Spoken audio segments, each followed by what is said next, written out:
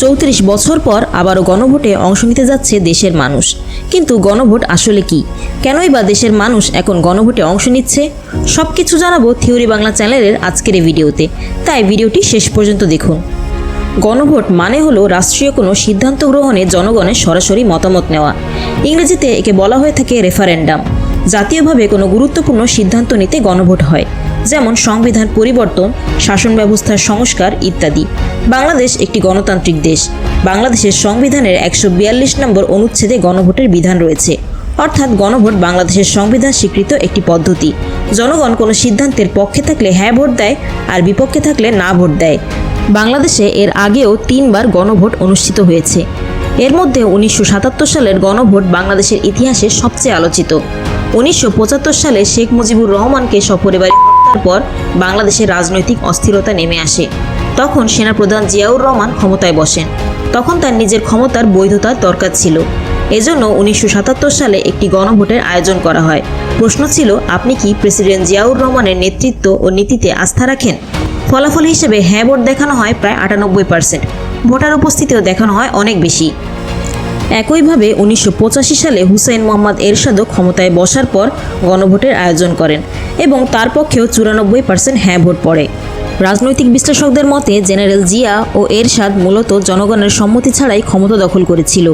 তাই তারা নিজেদের ক্ষমতার বৈধতা দিতেই গণভোট প্রক্রিয়াকে নিজেদের স্বার্থে ব্যবহার করে।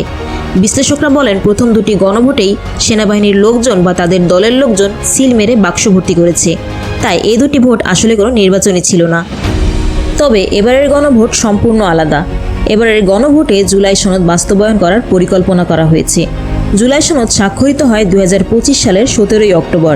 এ সনদের উদ্দেশ্য হল 2024 সালের জুলাই আগস্টের গণ আন্দোলনের পর নতুন বাংলাদেশের রাজনৈতিক ও প্রশাসনিক সংস্কার নিশ্চিত করা এবং পরবর্তী সরকারকে জুলাই সনদ মানতে এবং বাস্তবায়ন করতে বাধ্য করা।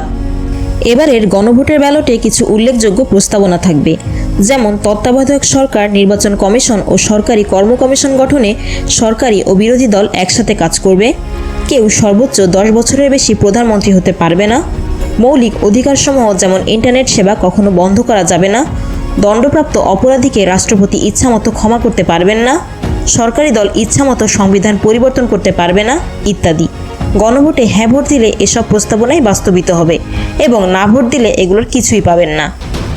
তবে এত সব নতুন নতুন প্রস্তাবনা থাকলেও জুলাই সনদে কোথাও বিসমিল্লাহ বা আল্লাহর নামে শুরু করার কথা বলা নেই। এজন্য 90% মুসলিমের দেশে এই সেকুলারিজম কতটা দরকারি বলেও ধর্মপ্রাণ মুসলমানরা প্রশ্ন তুলছেন।